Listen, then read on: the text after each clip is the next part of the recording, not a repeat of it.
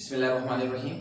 अस्सलाम वालेकुम स्टूडेंट्स, मैं सर कमर और आप देख रहे हैं कमर एकेडमी। स्टूडेंट्स, आज का हमारा लेक्चर आईकॉम पार्ट 2 का होगा, अकाउंटिंग सब्जेक्ट का, चैप्टर नंबर 5 डिप्रिसिएशन। उसका हमारा ये सेकंड लेक्चर होगा। हमारे पास क्वेश्चन नंबर 2 है ये, जिसमें हमारे पास वो कह रहे हैं a firm purchased a machinery for ₹50,000 on 1 January 2006. Depreciation is to provided annually according to fixed installment method. The useful life of the asset is 10 years and residual value is ₹10,000. ये हमारे पास क्वेश्चन था। जबकि जो requirement है उसमें कह रहे हैं show the machinery account for first 4 years and find out annual depreciation. अब पहले क्वेश्चन को समझ लेते हैं हम स्टूडेंट्स। हमारे पास कह रहे थे एक फर्म है जिसने मशीनरी खरीदी है 50,000 की 1 जनवरी 2006 को। याद रखिएगा स्टूडेंट्स, ये सोहेल अफजल की बुक से लेक्चर है। हमारे पास डेट यहाँ पे 1 जनवरी 2006 की है। न्यू बुक्स में यहाँ पे 2017 या 18 लिखा होगा और maybe date yearly change होगी, लेकिन 1 जनवरी ही लिखा होता है। लेकिन 2006 की जगह 2017 या 18 या 15 भी लिखा होगा। उसके बाद हमारे पास क्या कह रहे थे कि जो 50,000 की मशीनरी खरीदी है 1 जनवरी 2006 को, उस पे आप डिप्रिसिएशन लें अकॉर्डिंग टू किस method?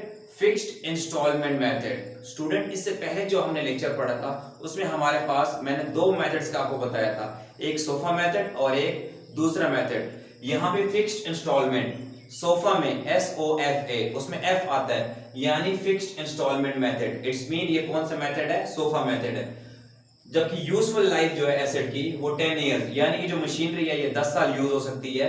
And residual value ₹10,000। Residual value के 2 नाम और होंगे, स्क्रैप वैल्यू या बुक वैल्यू। इट्स मीन ये मशीनरी जो 10 साल चलेगी और 10 साल बाद जो सेल होगी स्क्रैप में या कहीं भी, तो कम से कम 10,000 की सेल होगी। इसको बोलते हैं रिजिडुअल वैल्यू या स्क्रैप वैल्यू या बुक वैल्यू, कोई भी नाम आपको दे सकते हैं। रिक्वायर्ड में हमारे पास कह रहे हैं मशीनरी का अकाउंट बनाएं 4 साल के लिए, साथ साथ फाइंड करें एनुअल डिप्रिसिएशन, कि हम हर साल मशीनरी की वैल्यू कितनी कम करेंगे। स्टूडेंट, ये लेक्चर समझना जरूरी है क्योंकि हमारे पास इसमें कहीं भी रेट नहीं गिवन कि डिप्रिसिएशन जो आपने लेनी है मशीनरी की वो 5% होगी या 10% होगी।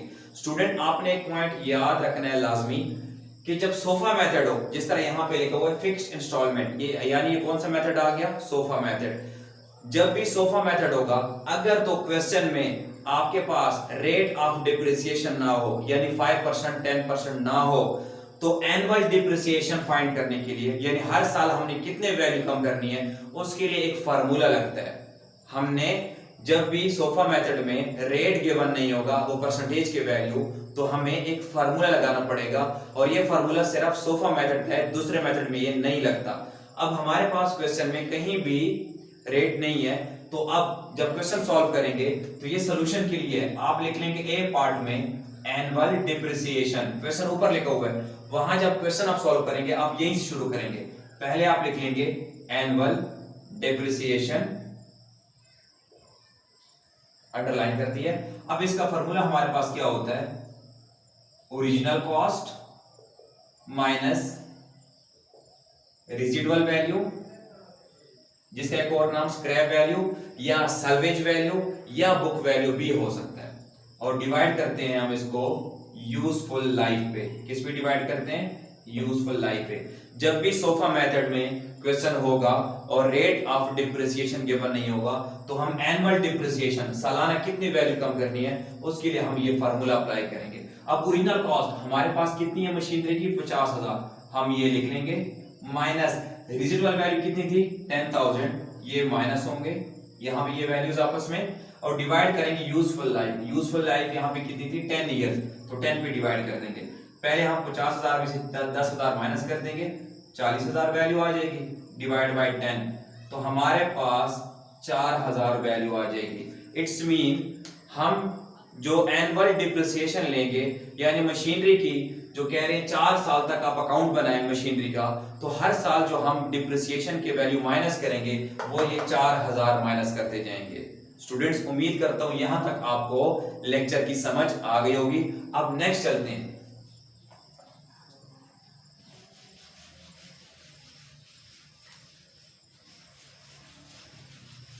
हमने ए पार्ट इसका फाइंड कर लिया है और ए पार्ट का नाम हमने इसको खुद ही दी है, क्योंकि इसमें हमारे पास रेट गिवन नहीं था, तो ए पार्ट का हमने खुद नाम दिया एनुअल डिप्रिसिएशन फाइंड करने का। तो आप ऊपर लिख लेंगे बी पार्ट, और मशीनरी थी तो हम यहां लिख लेंगे मशीनरी अकाउंट। अब इसका हम फॉर्मेट बना लेंगे। फॉर्मेट इसका सेम क्वेश्चन नंबर 1 जो लेक्चर 1 था हमारा, सेम वैसा ही होगा। हमने ये फॉर्मेट बना लिया। सबसे पहले हम यहां पे डेट लिखते हैं, फिर डिटेल्स, फिर रुपीस का कॉलम, देन आफ्टर फिर डेट, डिटेल्स और रुपीस का कॉलम, यहां पे क्रेडिट और यहां पे ये side debit side. Students, same lecture 1 की तरह फॉर्मेट ही है जिस तरह क्वेश्चन नंबर 1 था। अब उसमें मैंने ये भी कहा था जब साल शुरू होता है तो डेबिट साइड से और एंड होगा तो क्रेडिट साइड पे, और इसमें और क्वेश्चन नंबर 1 में स्टूडेंट फर्क ये है कि इसमें हमारे पास डेट गिवन है 1 जनवरी 2006 की वैल्यू जो हमारे पास क्वेश्चन में गिवन थी। अब यहां लिख लेंगे 1 जनवरी 2006 और यहां हम क्या लिख लेंगे कैश अकाउंट। मैंने कहा था जब मशीनरी हमने खरीदी है वो कैश पे, सो हम यहाँ क्या लिख लेंगे कैश अकाउंट। और कितने की खरीदी थी 50,000, ये लिख लिया। अब यहाँ 2 लाइनें लगा लेंगे, वहां लिख लेंगे 50,000 और यहाँ पे भी क्या लिख लेंगे 50,000। साल एंड कब होता है 31 दिसंबर और 2006 लिखेंगे बिकॉज ईयर भी हमारे पास गिवन है। लेक्चर 1 की तरह हम यहाँ क्या लिख लेंगे डिप्रिसिएशन अकाउंट। लेकिन स्टूडेंट यहाँ पे चूंकि रेट गिवन नहीं है तो डिप्रिसिएशन में कौन सी वैल्यू आएगी, इससे पहले जो अभी हमने ए पार्ट में, ये बी पार्ट है, जो ए पार्ट में हमने वैल्यू फाइंड की थी फार्मूला अप्लाई करके जो कि 4000 की वैल्यू आ गई थी, अब हर साल वो हम यहाँ लिखते रहेंगे और माइनस करते रहेंगे। यहाँ कितना लिख लेंगे 4000। अब 50,000 में से 4000 क्या कर देंगे माइनस कर देंगे, हमारे पास वैल्यू बच जाएगी 46,000 और इसको हम क्या नाम देंगे बैलेंस सी बाई डी।